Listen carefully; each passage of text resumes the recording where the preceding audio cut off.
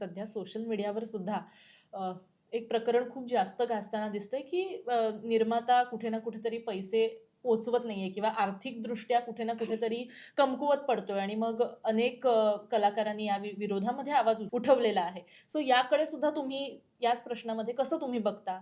खऱ्या अर्थानं निर्माते कमी पडतात का?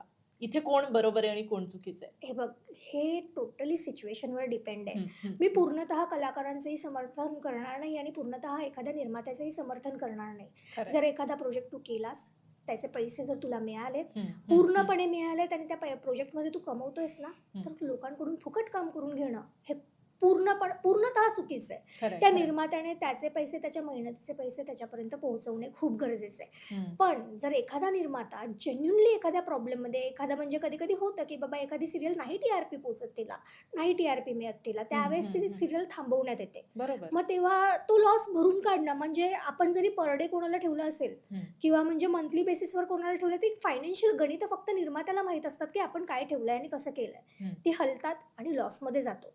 मग त्यावेळेस मग जेव्हा एखादा कलाकार उठून उभा राहतो आणि म्हणतो ना, "तो तुझा लॉस आहे. हं. तुझा एपिसोड कॅन्सल झालाय. माझं काय घेणं-देणं?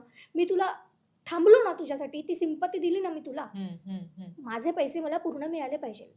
आणि मग त्याने ठीक आहे बाबा, वेळ मागून घेतली आणि नवा प्रोजेक्ट करायला घेतला, की बाबा ह्याच्यातून तरी काहीतरी लॉस कव्हर होईल आणि त्याच्यातून मी काढून देईल. हं. तुझा नवा प्रोजेक्ट येतोय? नाही, नाही होऊ देणार नाही. आधी माझे द्यायचे, मग करायचे. असं जर सिच्युएशन कलाकार निर्माण करणार असेल, तर हं, मला सांग हं, हं. निर्माता येईल का जन्माला कोणता? खरी गोष्ट आहे. निर्माताच नसेल, तर एखादी निर्मिती घडेल का? नाही घडणार. त्याच्यामुळे एखादी निर्मिती जर पुढे जन्माला यावी असं वाटत असेल किंवा हं. निर्मिती पुढे घडावी असं वाटत असेल ना, हं, तर हं. त्याच्यासाठी निर्मात्याने जगणं गरजेचं आहे. आज कलाकार कलाकार आहे, दिग्दर्शक दिग्दर्शक आहे. हे प्रत्येक ठिकाणी आपापल्या पोझिशन्सवरती ग्रेट आहेत. ग्रेट. पण तुम्ही निर्माते का नाही आहात? हं, हं, हं. कारण की फायनान्शियल रिस्क येते तिथे. खरी गोष्ट. रिस्क घेणं हे निर्मात्याचं काम असतं. पण ती रिस्क घेतोय त्याच्यामुळे आपली कलाकृती घडते आणि इंडस्ट्री चालतेय. हं. आज नितीन देसाईंचं प्रकरण तू पाहिलं, हो. असतील काही जेन्युइन गोष्टी, की बाबा खरंच त्यांनी काही लोकांचे मिळालेल्या प्रोजेक्टमधून फिरवा केली असेल पैशांची आणि डेलिबरेटली कोणाचे बुडवले असतील, तर ते चुकीचंच आहे. बरोबर. पण जर ते खरंच लॉसमध्ये असतील, तर मग नाही सगळे निर्माते संपले. काय येईल गं? काय निर्माण होईल? काहीच नाही. प्रत्येक क्षेत्रात निर्मात्याची गरज असते ना.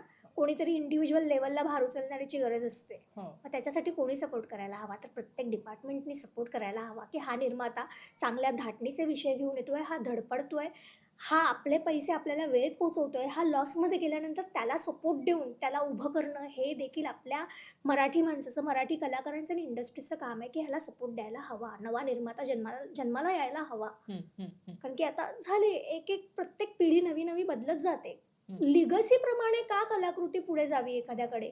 कलाकाराच्या पोराने कलाकार व्हावं, दिग्दर्शकाच्या पोराने दिग्दर्शक व्हावं किंवा त्याच्याच घरातलं कोणतरी म्हणजे निर्मात्याच्या घरातलं कोणतरी निर्मिती क्षेत्रात उतरावं किंवा कलाकार म्हणून अरे अच्छा वडिलांचं आहे म्हणजे लिगसीप्रमाणे तिथे का चालत यावं? लिगसीप्रमाणे मी माझा बिझनेस देईल. हं. कलाकृती का द्यावी? कलाकृती ती त्यांनी ठरवावी. द्यावी, मी नाही द्यावी असं बरोबर. म्हणत नाहीये. हं, हं. पण ती पुढे जाईल की नाही ती त्याच्या मागच्या पिढीवरती अवलंबून नसेल, ती त्याच्या कामावरती अवलंबून असेल. बरोबर. तो काय आत्ता करतोय स्वतः त्याच्यावरती अवलंबून असेल. म्हणून नवे निर्माते माझ्यासारखे नाहीये बॅकग्राऊंड, माझे वडील निर्माते नाहीयेत. त्यांनी मला निर्माण केलं, मला तेवढंच पुरेसं आहे. आणि म्हणून मी आता खरी बाकीची गोष्ट. निर्मिती करतेय. खरंय, कुठेतरी खरंय. त्यांचं नसेल. माझे वडील 4थी शिकलेत. बरं. पण तू कधी त्यांना भेट, तुला वाटणार नाही ते 4थी शिकलेत म्हणून. हो. माझ्या हातात पहिलं पुस्तक देणार आहे. शालेय पुस्तकाऐवजी पहिलं पुस्तक जर त्यांनी कोणतं दिलं असेल ना, तर अंधार अंधश्रद्धेचं नावाचं पुस्तक त्यांनी मला दिलं होतं. मग बरं. आता मला सांग, ह्या माणसाचा अभ्यास काय असेल?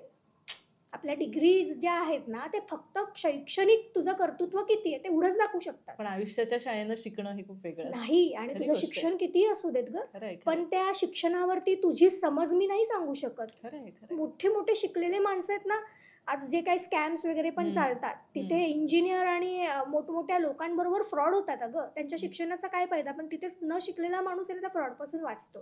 त्याला सामाजिक ज्ञान खूप खूप असतं. असतं. मी तेच म्हटलं आयुष्याच्या शाळेनं शिकणारा माणूस खूप वेगळाच येस, येस, असतो. येस. खरंय, खरंय.